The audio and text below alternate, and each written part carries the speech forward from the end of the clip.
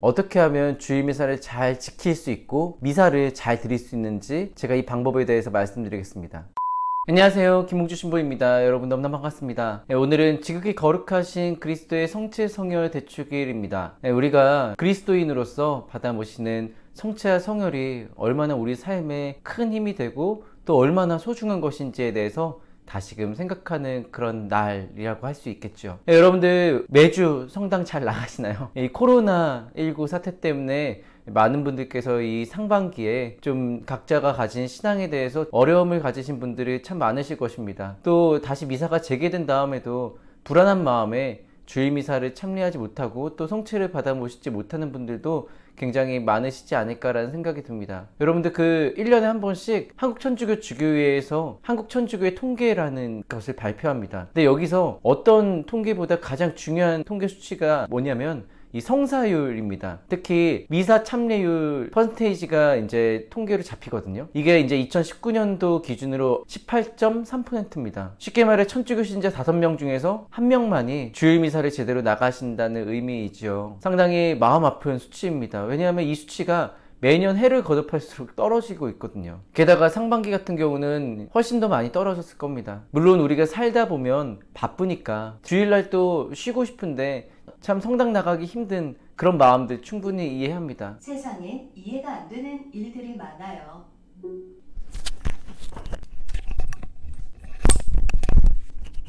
네, 저희 방에 인공지능 스피커 클로바라고 있는데 이 친구를 좀 켜놓고 이렇게 녹화를 하면 가끔가다 제 말에 반응을 할 때가 있습니다. 인생에 참 이해할 수 없는 일들이 많다고 그렇게 얘기를 하는데, 어쨌든 참 우리가 살다 보면 여러 가지 힘든 일들도 많고 또 주일날 쉬고 싶기 때문에 참 성당 나가기 귀찮을 수도 있고 또 여러 가지 마음들이 들 수도 있습니다. 하지만 그래도 우리는 주의를 잘 지켜야 합니다. 우리가 배고프면 밥을 먹잖아요, 그쵸? 또 맛있는 음식 먹으면 기분도 좋아집니다. 그런데 가톨릭교회는 우리 인간이 육체와 영혼으로 구성되어 있다고 그렇게 가르칩니다. 또 실제로 우리가 그렇게 이해할 수 있고요. 분명히 우리에게 영혼이 있다는 그 사실은 우리 스스로가 더 잘 알고 있습니다. 그런 우리 영혼에도 양식이 있습니다. 바로 그리스도의 몸과 피 있죠. 미사를 드리면서 모시는 성체와 성혈입니다. 정말 우리가 한 끼만 안 먹어도 약간 좀 몸에 반응이 오잖아요. 근데 일주일에 한 번 성체를 보시지 못하면 정말 우리들의 영혼은 나도 모르게 피폐해져 갈 수가 있습니다. 왜냐하면 제대로 양식을 우리가 받아 모시지 못했기 때문입니다. 그렇기 때문에 우리는 주의를 잘 지키면서 미사를 통해 그리스도의 몸을 받아 모셔야 합니다. 그래서 제가 오늘 어떻게 하면 주일 미사를 잘 지킬 수 있고 그 다음에 미사를 잘 드릴 수 있는지 제가 이 방법에 대해서 말씀드리겠습니다. 우선 내가 주일에 미사를 잘 나갈 수 있는 방법에 대해서 말씀드리겠습니다. 결국은 내가 성당에 아는 사람이 있어야지 잘 나갈 수가 있습니다. 그런데 또 단체 생활을 하거나 그러면 또 부담스러울 수 있잖아요. 물론 저희 신부들 입장에서는 성당에서 단체 생활이라든지 그런 여러 가지 활동들을 하시면 참 그게 더 좋은데 많은 분들이 그렇지 못합니다. 여러 가지 사정 때문에 말이죠. 그러면 주변에 분명히 성당 나가고 싶은데 아니면 나가야 되는 신자인데 주의를 잘 지키지 못하는 분들이 계실 겁니다.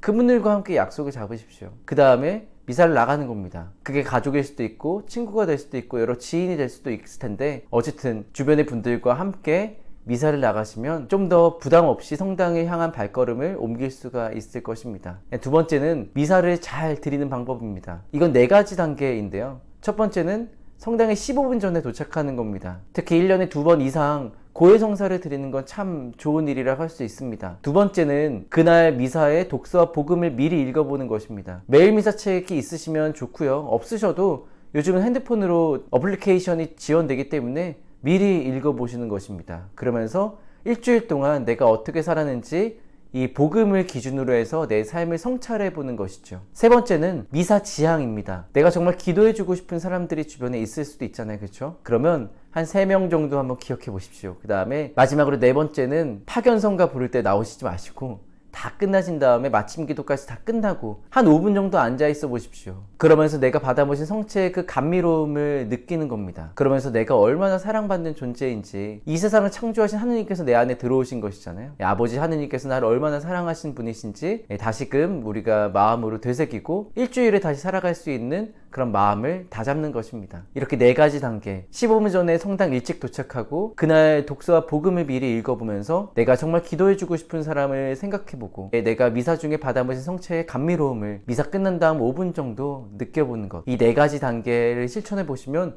분명히 여러분들 삶에 큰 힘이 될 수 있을 것입니다.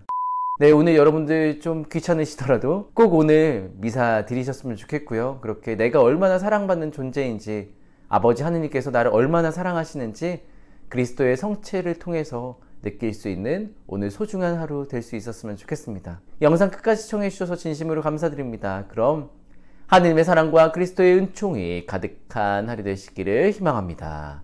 아멘.